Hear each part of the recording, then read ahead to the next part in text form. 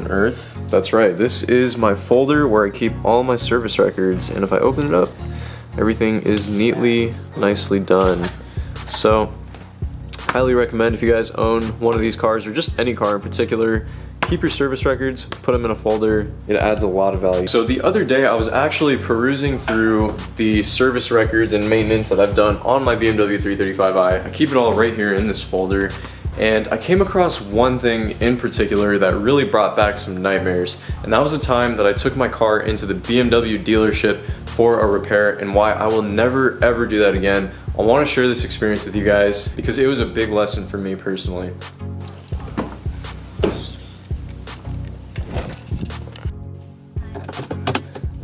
Oh, by the way guys, this is probably one of the last or few videos where you're gonna hear my car sound like this on a cold start, because pretty soon the mufflers are going to be put back onto the car because it's just too loud at this point. Rip neighbors.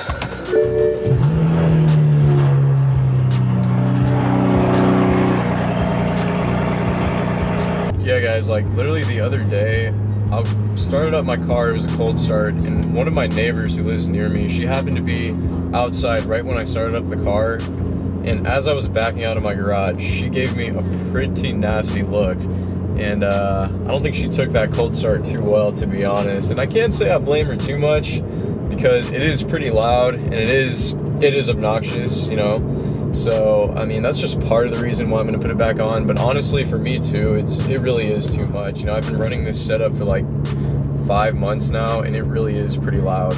Anyway guys, song check for today is Look Alive by Blockboy JB featuring Drake. This song is pretty fire. If you guys haven't heard it already, I'd highly recommend to listen to it. So let's get into the meat and potatoes of what I'm talking about specifically, the day that I took my car to the BMW dealership. I do have to make a little bit of a disclaimer by saying that if your car is CPO, if you have a warranty through your dealer or whatever, then forget everything that I'm saying in this video, because, you know, you're exempt from all that stuff. But if you don't have a warranty, you know, listen to what I'm saying. So the reason that I actually took my car into the BMW dealership that dreadful day was not because I had a particular issue or something was wrong with my car. It was because I was actually going in to purchase some touch-up paint for my car, and as I'm pulling into the dealership, I parked my car and I'm about to walk into the little service center thing, and I look back and I see there's just steam coming from my car, from the front grills and everything. And this is back when I first got in the car, and I just freaked out. I was like, oh my god, you know, what happened? I thought it was smoke or something. And yeah, so like one of the techs ran over, you know, and then I was like, I have no idea what this is, and I just told them, you know, take the car, fix it, whatever. Little did I know how much that was actually going to cost me. So it turns out that little part was the upper radiator hose, which was cracked on this car. And that tends to happen fairly often with these cars, you know, parts crack, whatever.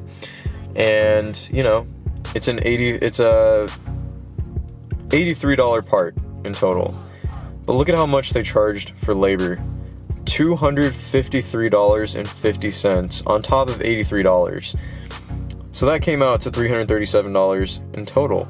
But the total labor after the inspection and, you know, diagnosing the check engine light and everything came out to $422.50. Add on top of that $83.98 for the part and $6.72 for the tax. The total invoice came out to $513.20. Let me repeat that again, $513 for a goddamn coolant hose. I get angry just thinking about that. So on the next page over here, I wanted them to check specifically the injectors, the ignition coils, as well as the intake valves, because at the time I was having like a misfire issue.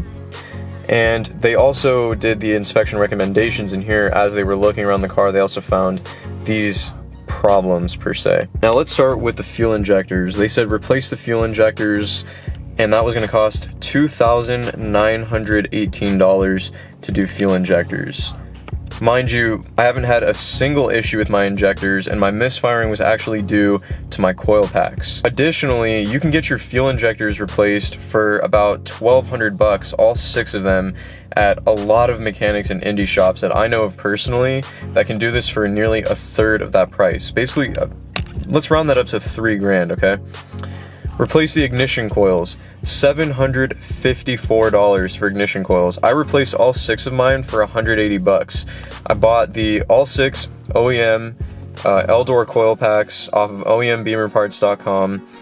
Replaced those and haven't had an issue since. 180 bucks. Perform carbon cleaning intake port valve cleaning. 845 bucks. I got that done for 250 bucks at my local indie shop. Replace the upper coolant hose. They found a coolant leak. $337. Perform a 4-wheel alignment. $338 for an alignment. Replace the oil pan gasket from an engine leak. $1,364. I do have a very minor leak from the oil pan gasket, but I'm going to be fixing that very soon, taking it into my mechanic, and I believe the price quote on that is around like $400 something. Replace the valve cover gasket, found an engine oil leak. I did my valve cover gasket.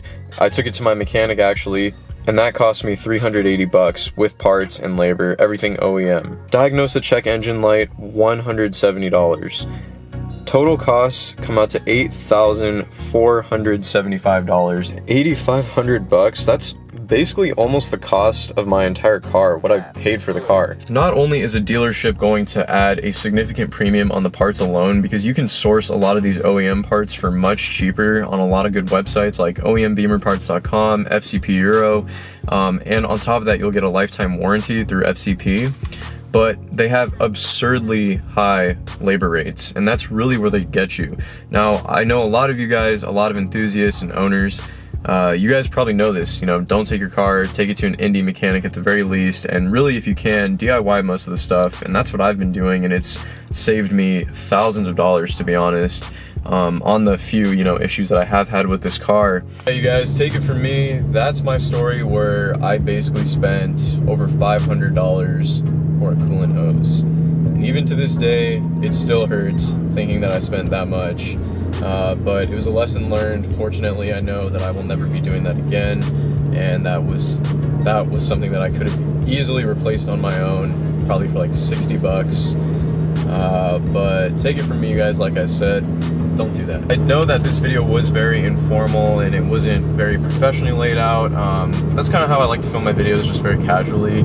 But I hope this did put perspective onto, you know, just how high some of these prices can be if you take your car to the dealership. And this isn't just for BMW, you guys. This is for literally any car manufacturer out there. You know, whether you drive a Toyota, a Nissan, a Mercedes-Benz, or an Audi, you know, all the dealerships are going to charge really high. So I hope you guys were able to take something away from this video, found it informative or whatnot. And if you did, please be sure to leave a big thumbs up on this video, as well as subscribe to my YouTube channel, Simply Car Things. I do a lot of fun videos, awesome automotive content. I have a website as well that will be in the description down below. You can check out some of my articles and my blog posts. And yeah, anyway, I will catch you guys all in the next one. Take it easy.